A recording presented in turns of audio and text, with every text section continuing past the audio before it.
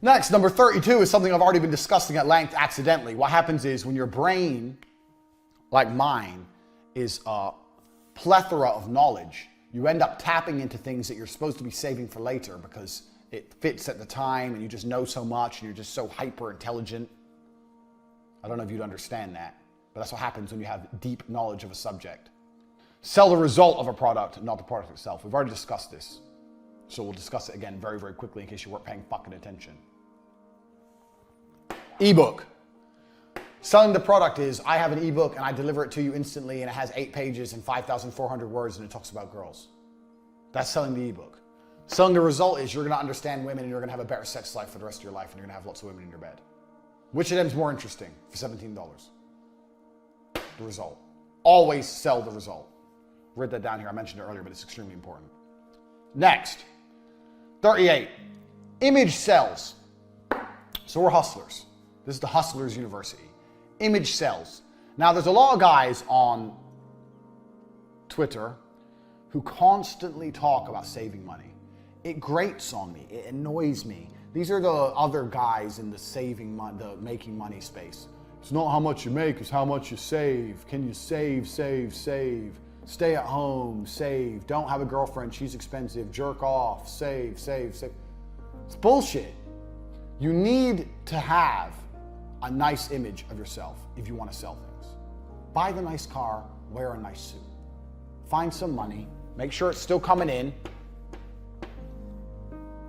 Because buying the nice car, you say, oh, how does that equal money in? Well, it actually does because it's your reputation. You have to have a nice image of yourself to sell nearly anything nowadays. Drive a nice car if you can, have nice clothes, look good, look presentable, go gym, have nice things. I'm not gonna tell you not have nice things. A lot of people who say that are fucking liars. Tight losers, they're tight losers. They're living a tight person's life. Do you really want that life? Do you want to be selling $17 ebooks and sitting at home and not spending any money and saving it all? Go fucking squirrel. Or do you want to be like me with 8 supercars? Who knows more? Let me ask you another question. If I would have launched Tate.com, I was already a millionaire when I launched it. So that's the difference between me and all the other course guys. These guys need courses to be rich. I'm rich without any of this shit. I don't need this because I had cam girls way before this. When I launched Tate.com, the reason it was so successful was because I already had a Lambo. I was already rich. My car paid for itself. Would you be buying from me right now? Would you have bought this university if I didn't have a big house and loads of nice cars? If I said, I know loads about business, but I live in an apartment with a laptop and I sit there all day on my own, but I know loads, would you have even bought this course? You'd be like, what the fuck do you know? That shows how important image is. Flexing on the broke boys is important. So don't fucking neglect it. I'm not saying blow all your money. I'm saying that having a good image is not going to hurt you in any way. Don't be afraid to spend money for your image because it's a real thing. Everything in life is basically the same thing. Everything in life is people walking into rooms and saying things. That's what politics is. That's what business is. That's what negotiate, everything you can think of is some guy walking into somewhere and starting to talk. That's what the Senate is, that's what Congress is, that's what court is. Everything is people, blah, blah, blah. Talking. Talking is something you need to get good at. If you're good at talking, you have the gift of the gab, as they say, you can sell anything. No matter what you're selling, the better you get at talking, the better you're gonna sell it. So if there's one skill you need to practice for your sales, it's how to talk. How to talk convincingly, how to put energy into your presentation, how to not be boring. Learn to speak. If you don't have my body language course, there's a course on Tate.com that teaches you body language and we cover oration. We talk about talking and how the way I talk, what I do, things, tips, tricks, etc. If you want to learn to talk like me, the Grand Master, I'll teach you. But you need to be good at speaking. Being good at speaking will make you be good at selling. They are the same thing. Get used to talking.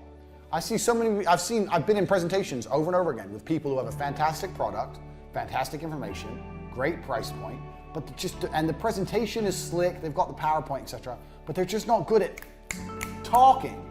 There's no fucking X factor with their talk. There's no pa-pow. You need to have that pa-pow. You need to get good at talking. Practice it. Practice getting good at talking. That's one of the most important skills you can learn for life. From getting women to selling products. It's exactly the same thing. You need to get good at talking. It's important. So, there's lots of different ways you can get good at talking. My way, the way I talk, suits my personality. You have to develop your own type. But I try my best to make sure I put loads of energy into how I speak. Most people speak and they don't realize it's super low energy. And when you have the ebook, you don't sell the ebook, you sell the result of the ebook. Because if you sell the ebook, you're bored already. I'm bored. So I scream and I move my arms around and shit. I'm eccentric. I'm over the top. You don't have to be that way. There's other ways you can also be engaging without being the same as me. I know lots of other guys who are engaging other ways. But you have to develop an angle to be engaging. So next time you talk to someone who's an engaging speaker, find out why they're engaging. Even some people are engaging because they laugh all the time. People like positivity. So have you ever been around someone who's like constantly like laughing when they talk? But then you're like, well, you listen more. Because what the fuck's so funny? His life seems great. I want to know what he knows. Find a way to differentiate yourself one way or another. There's loads of different tips and tricks. I can't tell you to be like me because I'm me and you're you. But you need to find a way to be engaging. And the way you do that is next time you're listening to someone and you're particularly engaged, work out what about them is engaging. So I like to be high energy. But high energy always helps. Being low energy never helps anything. Even if you're shit in bed, at least if you're high energy, it'll be better than if you're low energy. Let's fucking do something. One thing you do need to avoid is everyone does it, but if you'll notice, you're watching this university, I'm not reading off a teleprompter. I'm doing everything off the top of my head, and I very, very rarely start stuttering or saying, I've trained it out of my brain. And I teach how to do that in the body language course. So if you're watching this and you want to be able to speak like me, free-flowing, machine gun, get the body language course. But you start slowly. You talk slowly, you breathe, you make sure you don't make any and then you get better at it, and then you can be as quick as me. Now I talk very, very fast without mistakes, without gaps. And will lose you a deal. Oh, so explain to me how the flux capacitor works. Okay, so you just lost it. You just lost the deal right there. And 99% of people will do exactly that. Even people who are good, even experienced people. Okay, so why? How does the flux capacitor work? I'm going to tell you exactly how the flux capacitor works. Here's how it works. Look at this. I just got the deal. You didn't. All I did was repeat his question. You're saying, so you have time to think. I'm repeating the question, so I have time to think. Tell me how the flux capacitor works. Okay, or tell me how the flux capacitor works. I'll tell you what I'm going to do. I'm going to tell you exactly how the flux capacitor works. All I did was repeat his question. It's not complicated. There's tips and tricks so you learn how to speak without sounding like a moron.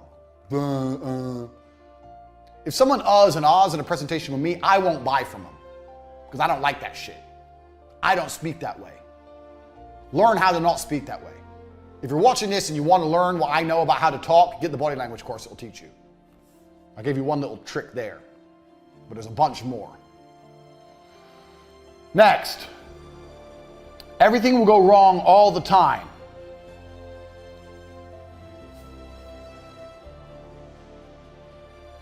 Everything will go wrong all the time. That's why you need to have a high stress tolerance. And that's also why you need rule number 1. Your best weapon against things going wrong is rule number 1. Speed. Speed defies gravity. If you get water in a bucket and you spin it around really fast, the water doesn't come out the bucket. As soon as you slow down, it falls out. Speed is that powerful. You have to be able to work quickly. You need people around you who work quickly. You need teams which react to things quickly. Everything will go wrong all the time. The faster you can plug the hole and fix things, the faster you're going to be back online making money. So anticipate things going wrong. High stress tolerance. And speed is the remedy to all your issues. No matter what the issue is, no matter what the ailment. You need to do things quickly to get it fixed. Always. As long as you can keep this going, you've got your business going. So let's say you've got your business. I've got titties on the board now. We'll leave the titties for now. You got your business, money's coming in. Your back end fails. Your big back end all fucks up. Oh no, everything's gone wrong.